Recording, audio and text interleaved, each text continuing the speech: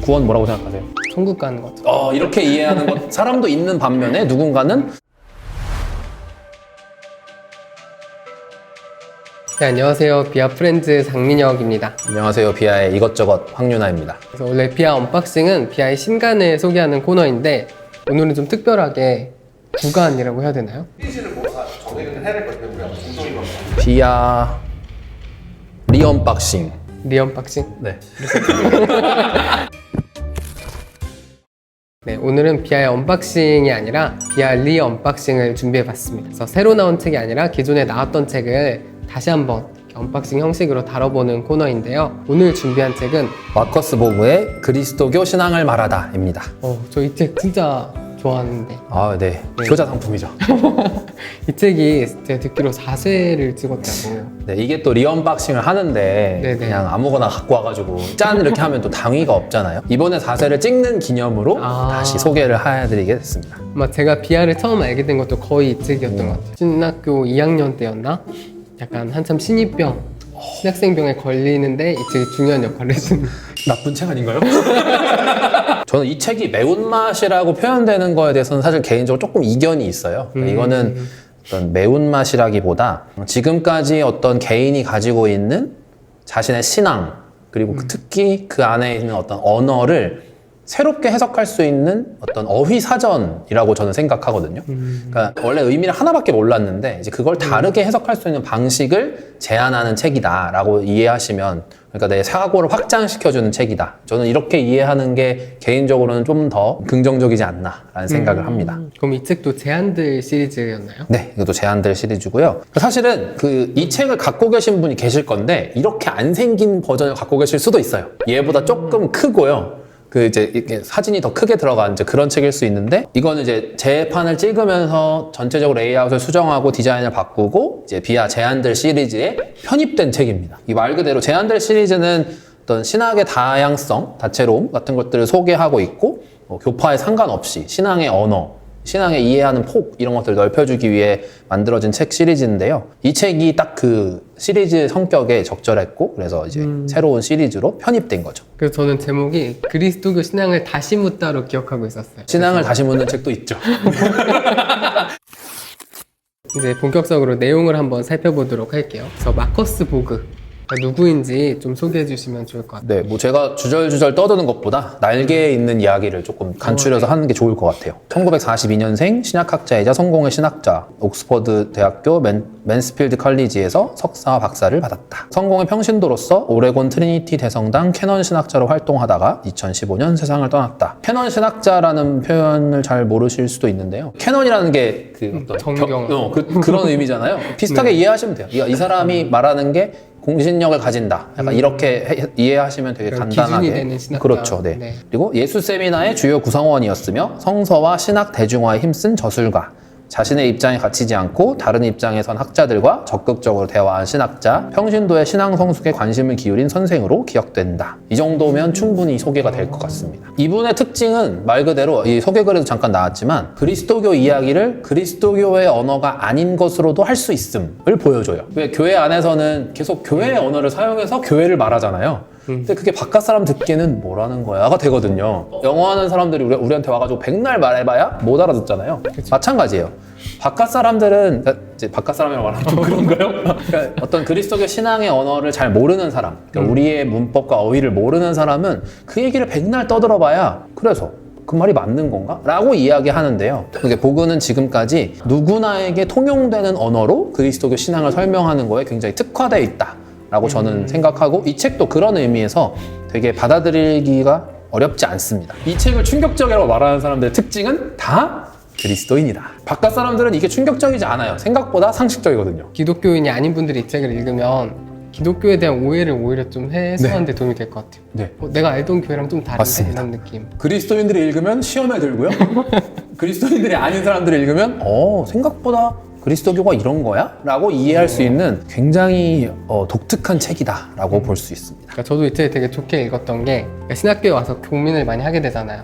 한 교회를 계속 다니고 그 교회가 어떤 내가 아는 기독교의 전부였는데 신학교 오면 그거보다 조금 더 넓은 기독교를 보게 되잖아요. 내가 알던 기독교가 뭔가 좀 이상한 것 같은데 라는 느낌이 있을 때 그 이상함의 정체를 좀 속 시원하게 말해준 학자가 보고였던 것 같아요. 맞습니다. 실제로 이 책을 많이 활용하시는 방식이 독서 모임 같은 걸도 많이 쓰시더라고요. 이게 또 장이 다 나눠져 있어서 네. 한 번에 한 장씩 이렇게 읽으면서 뭐 토론도 하고 이야기도 하고 이제 이런 쪽으로 많이들 활용하시는 것 같아요.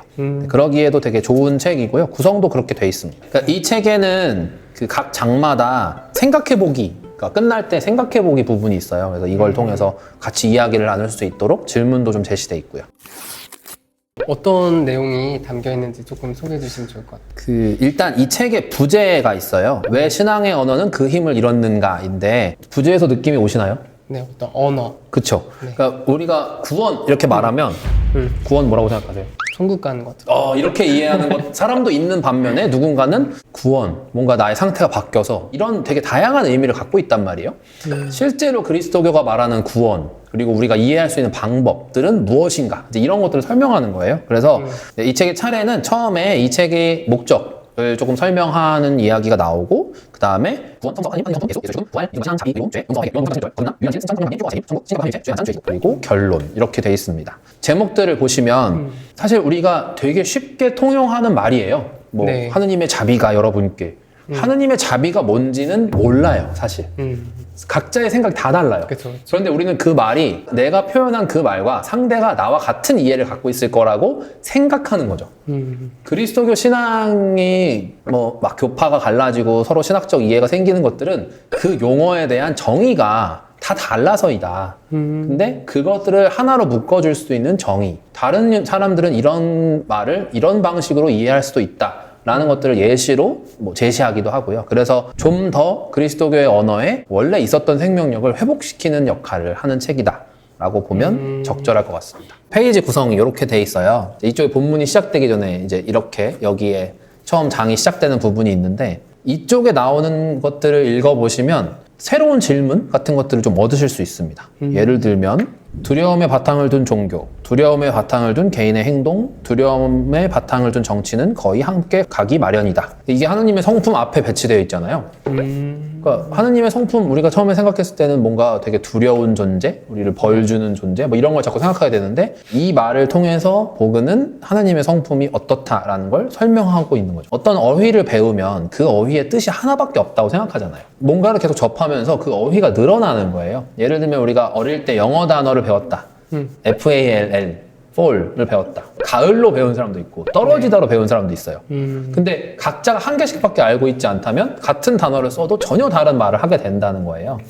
이것도 마찬가지예요. 그럼 부활을 어떻게 이해할 것인가? 그러니까 당신이 알고 있는 그 부활의 해석, 부활의 의미 플러스 이 의미를 같이 가져갈 수 있도록 이제 일종의 가이드를 제시한다라고 보시면 되고요. 각 장을 시작하기 전에 제시되어 있는 그 문장, 이 본문에 있는 문장인데 그 문장을 한번 고민해 보시고 이 책을 읽으시면 도움이 될 거고요. 장을 읽으신 다음에는 생각해 보기를 통해서 책의 내용을 다시 한번 곱씹어 보시는 게 도움이 되실 겁니다.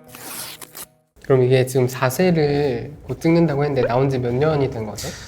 초판이 2013년입니다. 와, 굉장히 네. 오래된 책이죠. 그러면 내년에 10주년. 그러네요. 네. 비아의 효자 비아 상품. 10주년 아니에요? 네. 맞아요. 네. 비아 10주년과 함께하는. 그러니까 사실 이 책이 되게 비아에 끼친 영향이 많아요. 이게 그런 책 아니에요? 비아의 기둥을 놓은 책이다. 감사합니다. 그럼 이렇게 10주년 이제 가까이 왔는데 9년 동안 독자들에게 받은 피드백 같은 게 어떤 게 있는지 좀. 긍정적인 피드백은 방금 민혁님 말씀하신 것처럼 뭔가 새로운 것들을 알게 지평을 열어줬다? 뭐 이런 네. 피드백이 있고, 부정적인 피드백은 도착하기 전에 소멸하는 것 같습니다. 부정적인 피드백 있을 수 있죠. 그러니까 뭔가 뭐 너무 진보적이다 뭐 이런 얘기들을 하시는 경우들이 있었어요.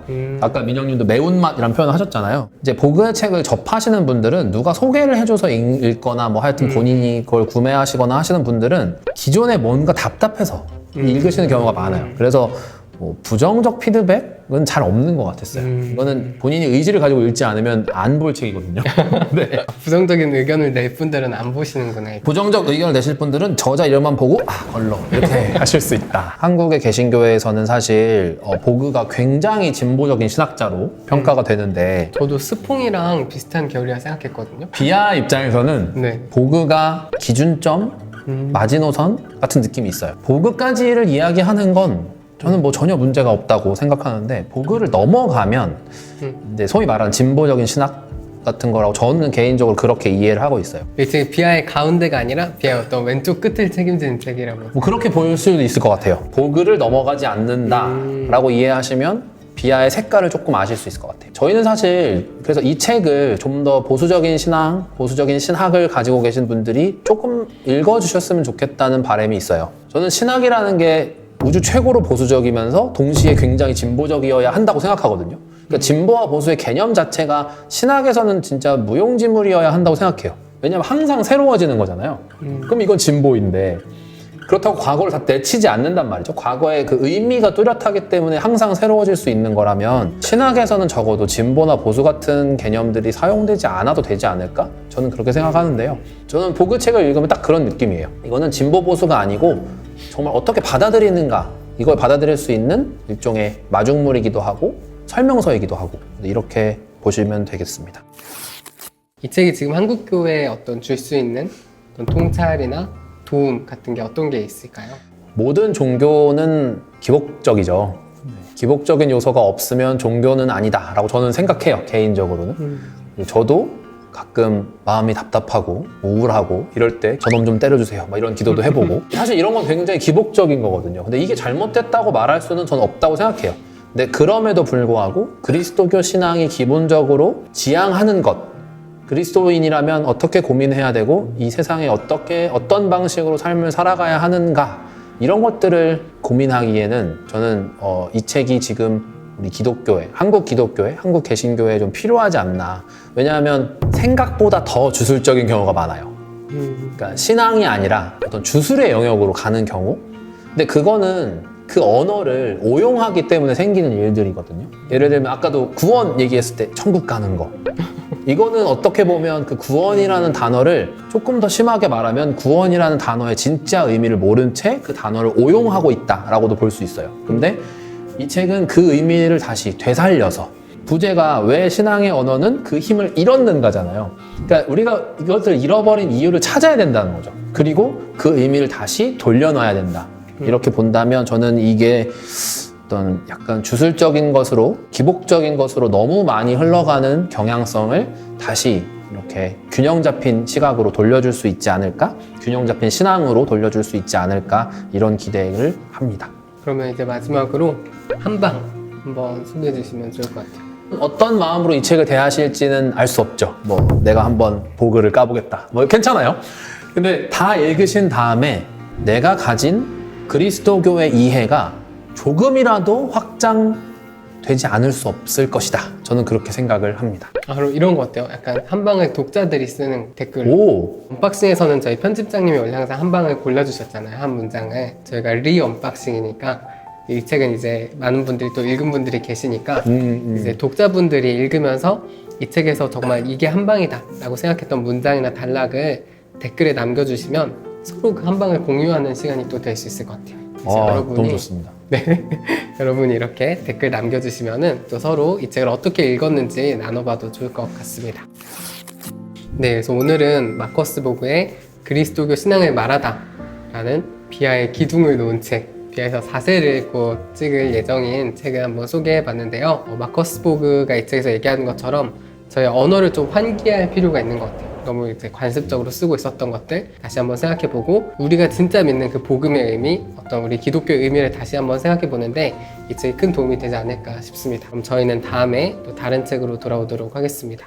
감사합니다. 감사합니다.